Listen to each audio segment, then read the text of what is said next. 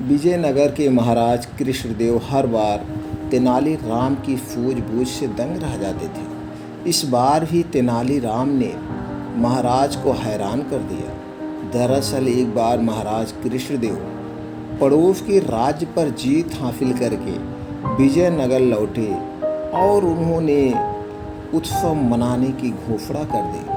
पूरे नगर को ऐसे सजाया गया जैसे कोई बड़ा त्योहार हो रहा हो। अपनी इस जीत को यादगार बनाने के लिए महाराज कृष्णदेव के मन में विचार आया कि क्यों न नगर में विजय स्तंभ बनवाया जाए। स्तंभ बनाने के लिए महाराज ने राज्य के सबसे हुनरमंद शिल्पकार को तुरंत बुलवाया और उसे काम सौंप दिया। महाराज के आदेशानुसार शिल्पी भी अपने काम में जुट गया और कई हफ्तों तक दिन रात एक करके उसने विजय स्तंभ का काम पूरा कर दिया। जैसे ही विजय स्तंभ बनकर तैयार हुआ तो महाराज समेत दरबारी व नगरवासी शिल्पकार की कला को देखकर उसके कायल हो गए। शिल्पी की कारीगरी से प्रसन्न होकर महाराज ने उसे दरबार में बुलाया और इनाम मांगने को कहा। उनकी बात सुनकर शिल्पकार ने कहा, हे महाराज, आपको मेरा काम पसंद आया। मेरे लिए यही सबसे बड़ा इनाम है।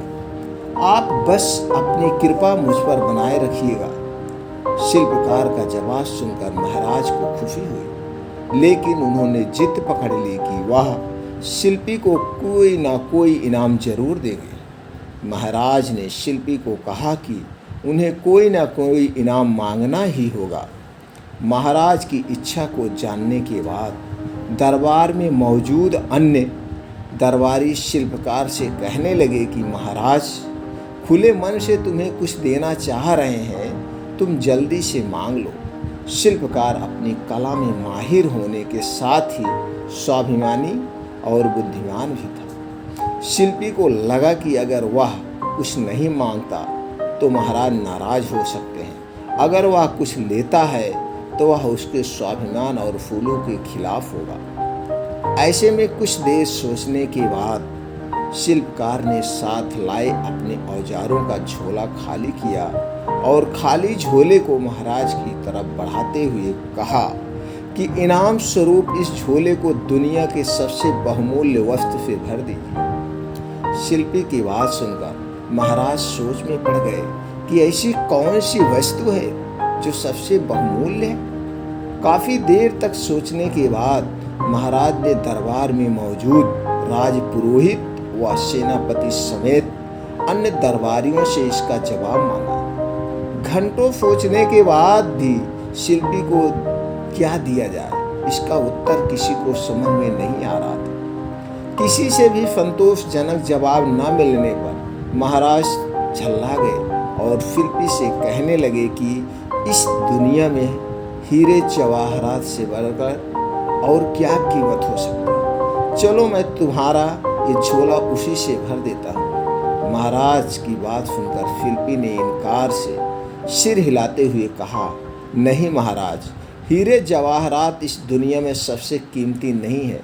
मैं वो कैसे ले सकता हूँ। संयोगवश उस दिन तेनालीराम दरबार में मौजूद नहीं थे।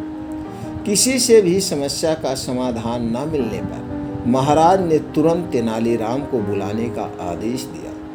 महाराज का संदेश मिलते ही तेनालीराम तुरंत दरबार की ओर निकल पड़े। रास्ते में ही सेवक ने तेनालीराम को महाराज की चिंता का कारण बता दिया। दरबार पहुंचते ही तेनालीराम ने सबसे पहले महाराज को प्रणाम किया और फिर सभा में मौजूद अन्य लोगों का अभिवादन किया। महाराज की व्याकुलता को देखते हुए तेनालीराम ने सभा में ऊंची आवाज में कहा, जिसे भी सभा में दुनिया के सबसे बहुमूल्य वस्तु चाहिए वह सामने आए। तेनालीराम की बात सुनकर शिल्पी आगे आया और अपना खाली झोला तेनालीराम की ओर बढ़ा दिया। शिल्पकार से झोला लेकर तेनालीराम ने उसके मुंह को खोला और हवा में 3 से 4 बार ऊपर नीचे हिलाकर थैले के मुंह को बांध दिया।